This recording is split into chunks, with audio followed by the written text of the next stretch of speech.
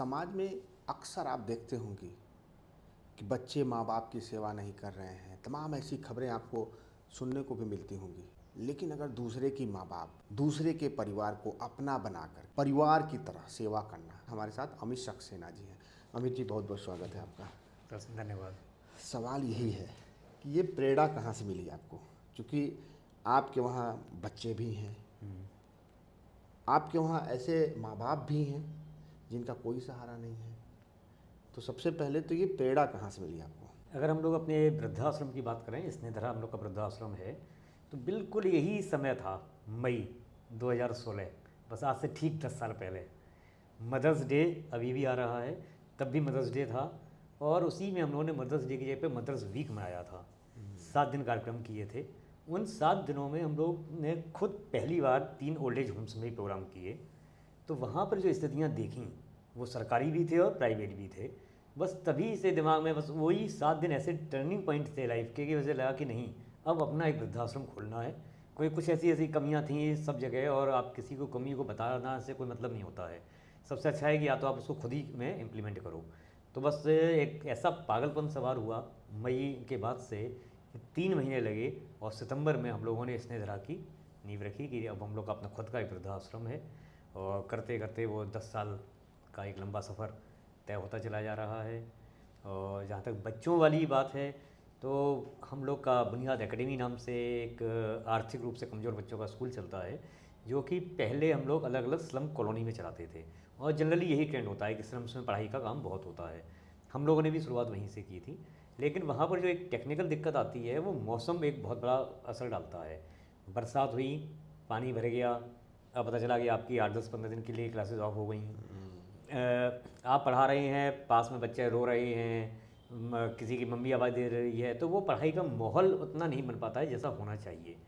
तो वही बुनियाद हम लोग का जो अभियान हुआ करता था, उसको हम लोगों ने बुनियाद एकेडमी में कन्वर्ट किया, और प्रॉपर एक स्कूल स्थापित किया बच्चों के लिए, जिसमें कि आज की तारीख में 110 बच्चे वहाँ पर शिक्षा ग्रहण कर रहे हैं। और वो पूरे आर्थिक रूप से, जिसमें कि उनकी मम्मियाँ ज़्यादातर की झाड़ू पोंछा करती हैं, फादर्स जो हैं वो लेबर हैं, इस प्रकार से करके जो एक अच्छी शिक्षा अफोर्ड नहीं कर सकते हैं, तो उनको हम लोग एक अच्छी शिक्षा प्रदान करने का प्रयास करते हैं। सरकार की जिम्मेदारी होती है लोगों को शिक्षा दें। बुनियादी स्तर तक शिक्षा की अगर हम बात करें तो सरकार स्कूल चलो अभियान भी चला रही है।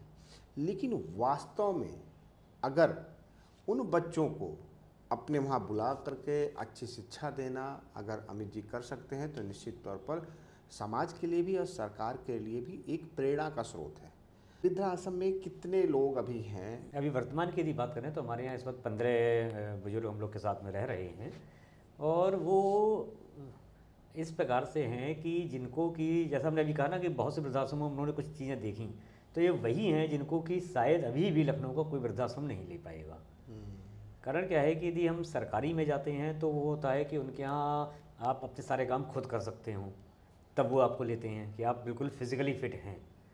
प्राइवेट में यदि आप जाते हैं, आप फिज़िकली फ़िट नहीं हैं, तो आपके पास उतना पैसा होना चाहिए कि आपकी दोनों दोनों बहुत महत्वपूर्ण बात कि आपकी बताई देख रेख। कि अगर आप फिजिकली फिट हैं, सब कुछ अपना कर सकते हो, आपका कोई सहारा नहीं है, तो सरकारी सिस्टम या कुछ ऐसे वृद्धाश्रम है जो एडमिशन लेते हैं। प्राइवेट में अब तो मैं देख रहा हूँ बहुत कमर्शलाइज हो गया है। आपके पास पैसे हैं तो आपको बहुत सारी सुख सुविधाएं आपको देने के लोग तैयार हैं। लेकिन क्या वास्तव में जो शारीरिक रूप से फिट नहीं है, उनके पास पैसे भी नहीं हैं, तो उनका भी कोई सहारा बनेगा? तो वो सहारा अमित सक्सेना बन के सामने निकल के आए हैं। तो अमित जी, जो लोग मैंने आपके वृद्धाश्रम में देखा जी। कि वो देखने में ऐसा लगता है कि एक घर है, एक परिवार है। लोग गाना भी गाते हैं, लोग खुशहाल भी रहते हैं, सबके अलग अलग नाम भी हैं। और मैंने जो वहाँ पे महसूस किया कि उनके अगर घर वाले या कोई दूर के रिश्तेदार उन्हें अपने साथ लेके जाना चाहें तो भी जाने के तैयार। ये है जैसा कि हमने कहा, उसका नाम स्नेहधरा, और उसकी जो टैगलाइन है वही है कि अम्मा बब्बा का अपना घर।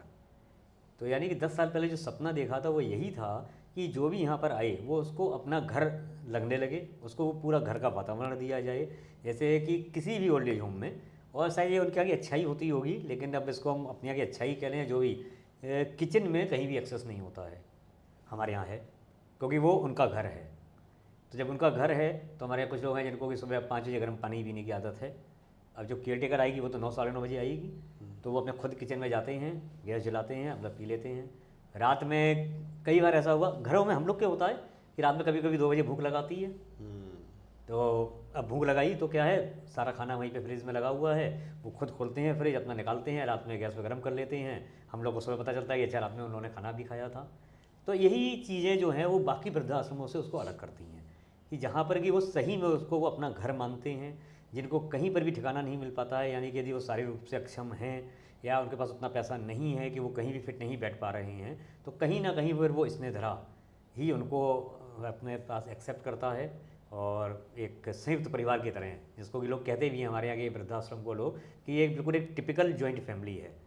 टिपिकल इसलिए है कि 4 लोगों को पैरालिसिस है, 2 लोग हैं जो डिप्रेशन वाले हैं, अभी एक माताजी का पैर में फ्रैक्चर हुआ था, उनको ऑपरेशन हुआ है। तो दुनिया तो इस प्रकार से करके इतनी डाइवर्सिटी एक ही जगह पर देखने को मिलती है कि वो बिल्कुल एक टिपिकल जॉइंट फैमिली की तरह रहते हैं सब लोग वहाँ। किसी के परिवार में अगर एक व्यक्ति कोई बीमार हो तो पूरा परिवार परेशान हो जाता है।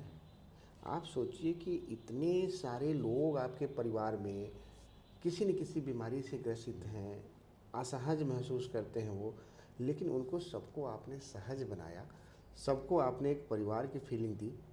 आपको कभी कभी ऐसा नहीं लगता कि कहीं इतने बड़े परिवार में इतने सारे बीमार लोगों को एक साथ लेके चल रहे हैं तो कैसे संभव है? होता क्या है कि जब आपका एक विज़न क्लियर है फिर कोई दिक्कतें नहीं आती हैं।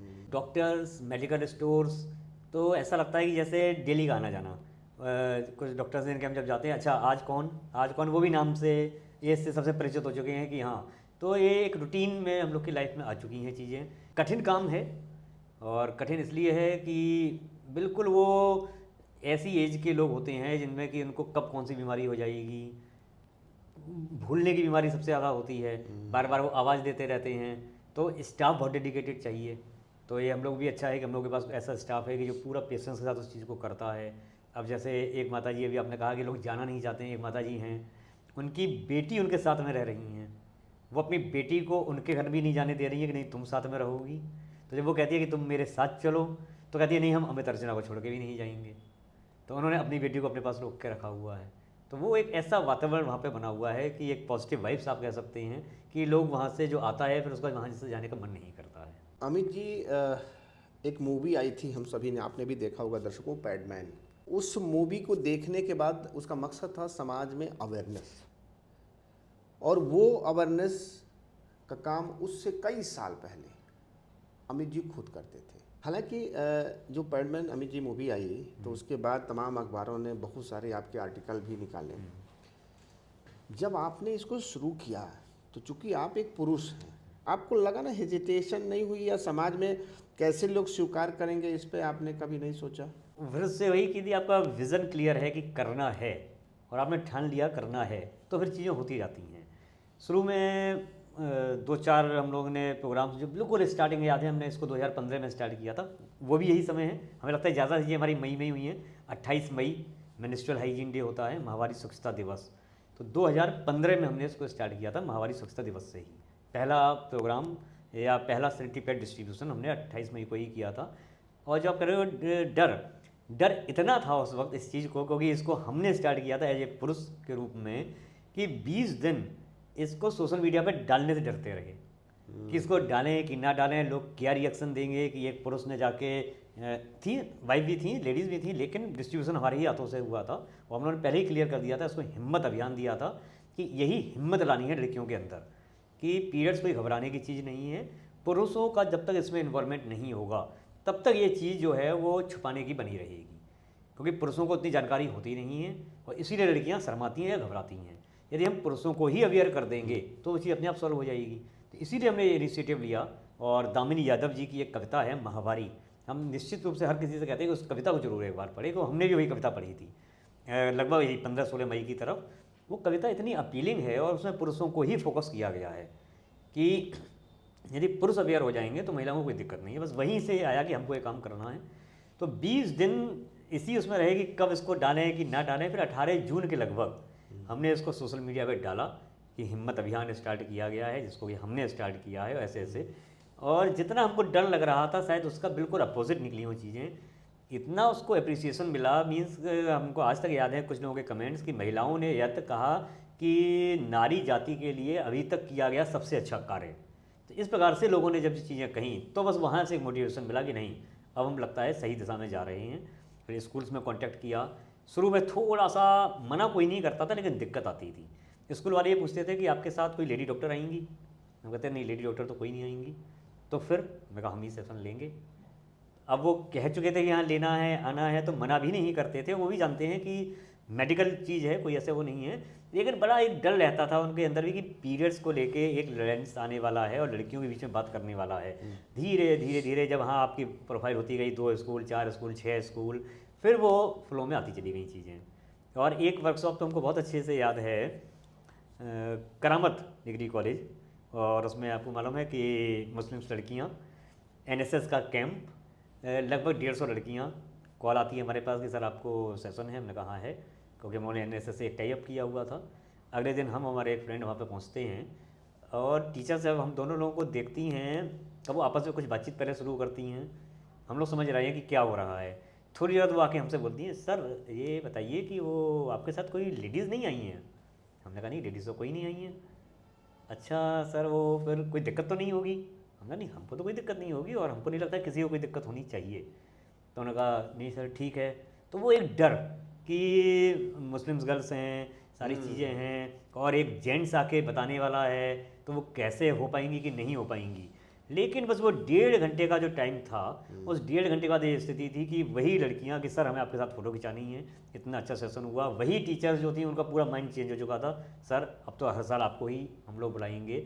तो चीज़ें जब तक हम उसको एक पॉजिटिव वे में आगे लेकर नहीं जाएंगे, और वही कि पुरुषों का इन्वॉल्वमेंट, और इसी की हमने एक टैगलाइन भी बनाई है हिम्मत अभियान को लेके, जो हम हर सेशन में लास्ट में ज़रूर कहते हैं, जो समझे महिलाओं का दर्द वही है असली मर्द। कि जनरली क्या है कि बस पुरुषों को हम लोग दूर रखे हुए हैं। हम लोगों ने घर पे भी वातावरण यही बना दिया है कि घर में यदि पीरियड्स आते हैं तो किसी को पता नहीं लगना चाहिए। और आप खुद समझिए कि बाहर वातावरण ऐसा है कि मंदिर गए, अब लड़की घर में मना भी नहीं कर पा रही है कि नहीं उसको पीरियड्स आए हुए हैं, और वो आपके प्रेशर में चली गई। अब मंदिर के बाहर जाके वो सड़क पे खड़ी हो गई क्योंकि उसको अंदर से डर है कि मुझे मंदिर में जाना नहीं है। अब आप खुद सोचें, जितने लोग हैं वो सब जानते हैं कि लड़की मंदिर में अंदर नहीं जा रही है यानी कि उसको पीरियड्स आए हुए हैं। तो हम लोगों को यही समझाते हैं कि बेटा या तो इतनी हिम्मत लाओ कि मंदिर में जाओ, क्योंकि जब मंदिर नहीं जाने के नियम बने थे वो समय बहुत अलग का था, या फिर घर पे ही मना करने की हिम्मत रखो कि नहीं मुझे पीरियड्स आए मैं नहीं जाऊँगी। अब आप वहाँ जाके अपना मजाक खुद बनवा लेती हो। अब मंदिर के यदि आप बाहर खड़ी हुई हो, मंदिर में नहीं जा रही हो, तो आप पूरी दुनिया को बता दे रही हो कि इस लड़की को पीरियड आए हुए हैं इसलिए मंदिर नहीं जा रही है। तो कहीं ना कहीं हमको अपना माइंडसेट चेंज करना है और मतलब हिम्मत लानी पड़ेगी। और जो पड़ेगी। आपका अभियान का नाम भी था हिम्मत लानी पड़ेगी। सुमित जी बहुत बहुत धन्यवाद, काफ़ी विस्तार से आपने बताया और आपको और करीब से जानने का हमें मौका मिला। बहुत बहुत धन्यवाद। बहुत